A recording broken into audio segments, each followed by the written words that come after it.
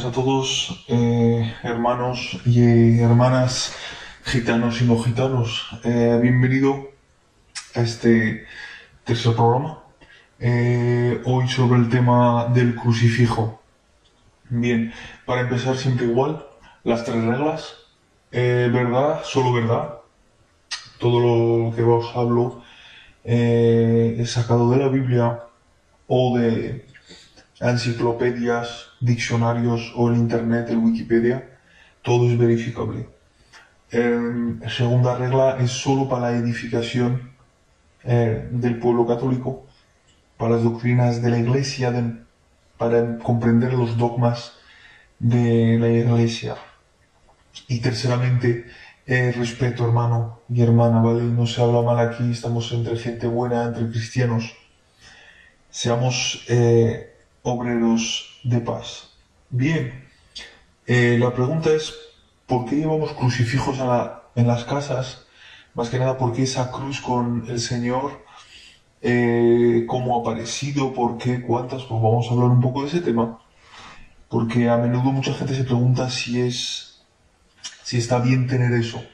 Sobre todo los gitanos, que nos gusta siempre tener muchos colgantes, muchas cosas en la casa, en el coche. Bien, como sabéis, hay muchas formas de crucifijos, de tamaños y de formas diferentes, representando cosas varias. Hay que saber que el crucifijo aparece por el año 500. Claro, está ahí para recordar lo que ha pasado el Señor Jesús en la cruz del Golgota. Como podéis ahí ver, siempre veréis en los crucifijos las palabras INRI, que significa Jesus Nazarenus Rex Lugarum, que literalmente significa Jesús de Nazaret, rey de los judíos. Fue así que lo mataron por acusación de los propios judíos del Sanedrín. Bien, hay que saber que en esa época de dominación romana, la cruz o la crucifixión era un suplicio muy corriente. O sea que a la época, por ejemplo, de Espartacus, crucificaron algo así como 6.000 personas. O sea, muchísimo. Nerón crucifió a miles y miles de cristianos de todos los tiempos. Hasta incluso por la noche les echaba resina y los hacía quemar para que se vean. La cruz, como sabéis, bueno, no me voy a alargar con eso, pero era un suplicio el peor y el más doloroso. La persona se desangraba, se moría de sed, y moría normalmente por asfixia, o sea, de los pulmones y de la postura que tenía el pobre. Por eso acababan muchas veces para que ya se ahogue, le rompían las piernas, lo que no hicieron a Jesucristo. Los pobres se asfixiaban.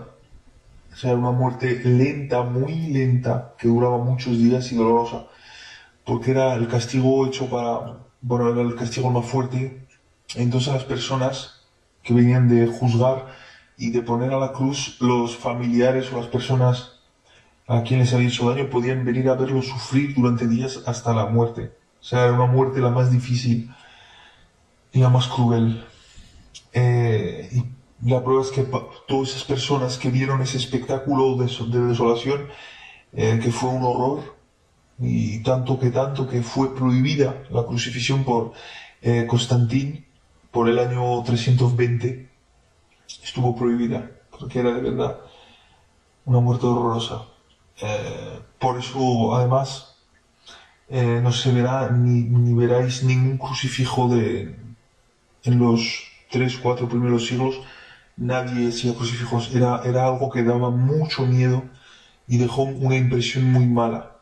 Bien. La cruz, para nosotros católicos, siempre es con Jesús. Si no, la verdad que no entendemos mucho, sabiendo que, bueno, ya sabéis que la cruz está declinada, por ejemplo, por la Cruz Roja o otras cruces, que hay, no sé, unos 50 cruces diferentes. Cada uno tiene su historia y sus cosas. Incluso estas son para objetos de cultos de otras iglesias, varias leyendas no solamente lo de los vampiros que se usan en las películas, etcétera. Pero bueno, comprendo, luego hay otro problema, que hay mucha gente que prefiere la cruz sin Jesús, o porque le dan lástima o le dan pena de verlo ahí. Pero lo peor, y a mí como católico, y eso muchos de vosotros lo habéis oído, es cuando una persona te viene y te dice, pero ¿para qué lo ponéis ahí? Si ya no está en la cruz, está vivo. Otros que dicen, estáis adorando a un Dios muerto, sois ignorantes, porque Jesús resucitó. Por eso nosotros tenemos crucifijos vacíos, sin nadie, porque Él se ha ido al cielo. Claro, es que cuando digo esto es que a mí me da mucha gracia porque nosotros católicos pues no lo sabíamos que había resucitado. Pensábamos que se quedó en el Golgota, pues claro que lo sabemos que ha resucitado. Claro que sabemos que está con el Padre, a la derecha del Padre. Claro que sabemos luego que volvió y que se apareció a los apóstoles y a la Virgen María. Pero si sigo esa lógica de tener una cruz, es que una cruz sola puede ser cualquiera. Es un objeto de tortura. Entonces, si sigo por ahí, es que sí, no sé, porque muchos estuvieron crucificados. Entonces, ¿a quién adoro? ¿A Jesús? ¿No a Jesús? Yo, como siempre digo, yo sigo lo que hacen los padres de la iglesia. Los padres de la iglesia me han puesto en mi iglesia, en la casa del Señor, han puesto esa imagen de Cristo. Además, solo eso es un objeto de tortura, teniéndolo en colgante. Y si sigo con ese rollo, imaginemos, ¿vale? Imaginemos un momento que Cristo estuvo matado a cuchillazos, ¿vale? No sé por qué, pero digamos que murió a cuchillazos. Entonces nosotros ahora los cristianos llevaríamos a un cuchillo en colgante, en medalla. O como tenemos crucifijos en casa, pondríamos, como fue muerto acuchillado y no por la cruz, tendríamos un cuchillo en la pared de casa. Y diríamos, este es mi Señor. No, claro que no. Ahora ya creo que ya entiendes por dónde vengo. Porque nosotros, católicos, tenemos muchas fotos, hermano, ya lo sabes tú. Tienes una foto del Señor cuando está resucitado. Tienes otra cuando está andando en el agua. Tienes otras que están en el cielo. Otras tomando la Santa Cena. Y tenemos otras que es la cruz, que lo tenemos ahí. No estamos contemplando un objeto de tortura.